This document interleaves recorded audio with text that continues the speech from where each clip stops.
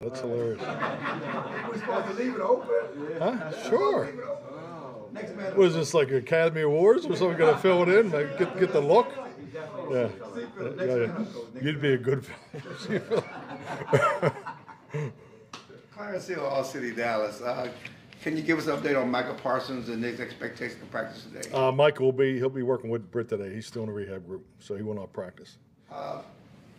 Last week you talked about, having to pass a threshold to play and needing to do some on Saturday. Is it different when a guy hasn't played in 4 games? Does he need to be on the practice field more so than just be? I mean, he's here. He's in the meetings. So yeah. I mean, until they clear, the return to play with Britt, I really don't even, entertain that thought. So, and he's not quite there yet. What about Bland? Will he do more today, or is he? I mean, the plan was for him to do more today, but it'll depend on his warm up. So. Mike, Todd Archer of ESPN. When your team's kind of in this phase that they're in right now, do you look for signs of if they're discouraged and how you have to lift them up, or if you have to lift them up? Well, I think that this phase is more, opinion, understandable.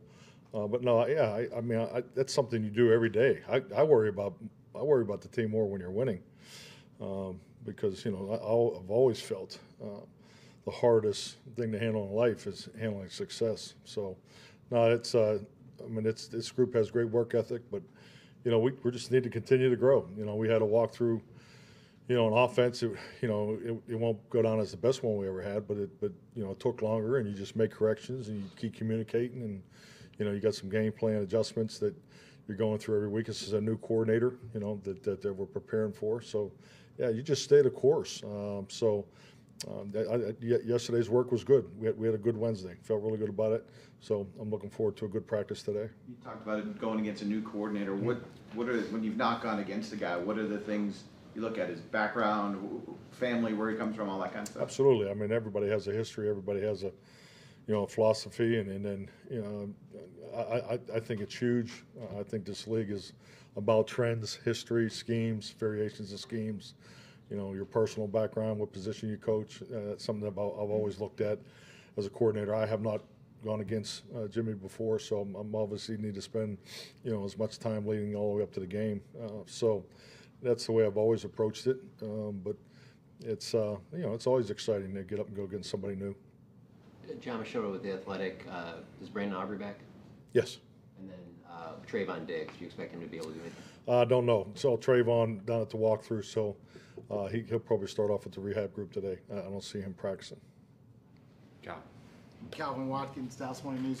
We talk about the walkthroughs and practices. Is some of that with some of the young guys just learning how to play, be pros, and understanding what you need them to do?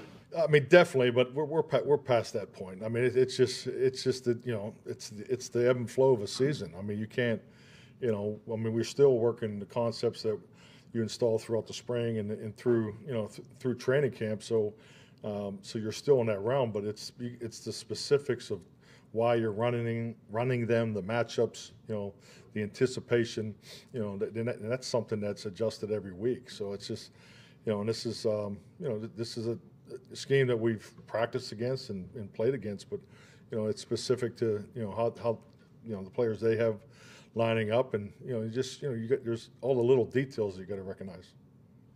Freddy Krueger. Oh wow, Halloween! Happy Halloween! There you go. Where's she at? We got some. You gotta have two.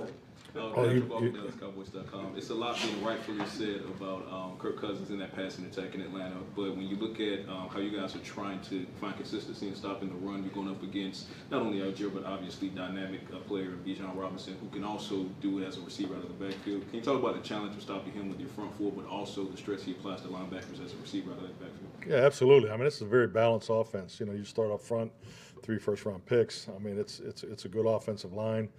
And then you look at their perimeter players, and they have excellent, players throughout the perimeter. Very talented group. So, and they're in a good rhythm. I mean, they've been very, very productive. So, yeah, definitely. So if you are in your, your 2 high schemes, obviously the stress on the front is very evident, and he's a dynamic back. And I'll tell you what, the thing that probably I don't say surprised, but been so impressed with is his pass protection. I mean, he's a 3-down player. I mean, he's a dynamic runner and also the ability to come out of the backfield, but he's a damn good pass protector too.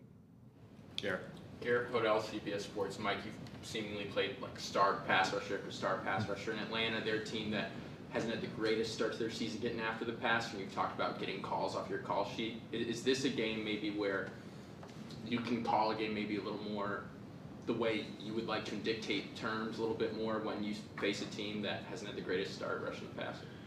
Well, I think it's, statistically, I clearly understand where you're coming from, but, you just really, look at the matchups. Judon's someone we played against last year, so that's really where our focus is. But regardless, it's still important to get your calls off your call sheet. I mean, that's a goal every week, regardless of who you're playing. Aaron. Aaron Cousins, Lone Star Live. Trayvon was saying yesterday that the defensive backs kind of don't see the ball as much and are thinking a lot in Zimmer's defense. How can you maybe get those guys to go get some of those turnovers you've been talking about? I think a lot of these things are, when you get into philosophical, questions, and I think it's good that these guys have those conversations with whoever the question was asked by.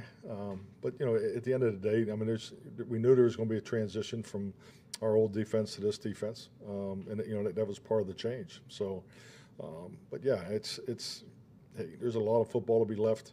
I think the biggest thing we need throughout our whole team is just continue to staying on top of the details, and the continuity will increase.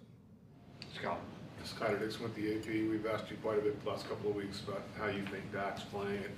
The argument could be made that he's the most proven path out of the hole that you all are in right now. It's kind of the age-old question of the balance of leaning on him to kind of get you through this, but not asking him to do too much or making sure he's not feeling like he has to do too much. How do you feel about that? Well, number one, this system is built on making the quarterback successful. I mean, that's the way I learned it 30-plus years ago. So, everything we do is built into that. And obviously the starting point of making a quarterback successful is running the football. So we can start right there. We need to get more production out of the run game, increase the action pass opportunities, and then from that, take it to the next step is the pass protection. And then, obviously the pass perimeter. So it's about making him successful. If anything, I would guard against, asking him to feel like he has to do more than he's already doing. So he just needs to really focus in on playing quarterback, and he's a great worker. I mean, super diligent, and we'll get to where we need to get to.